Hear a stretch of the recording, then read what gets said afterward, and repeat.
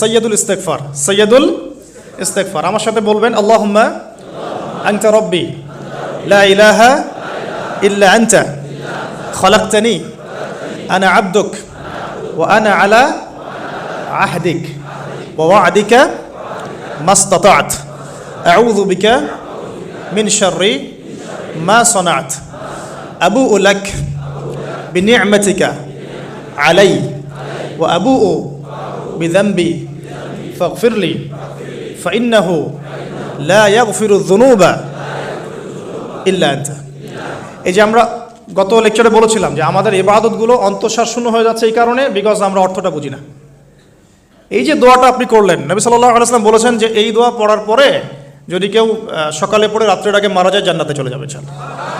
রাতে পড়ে সকালের আগে ইন্তেকাল করলে জান্নাতে চলে যাবে ইনশাআল্লাহ।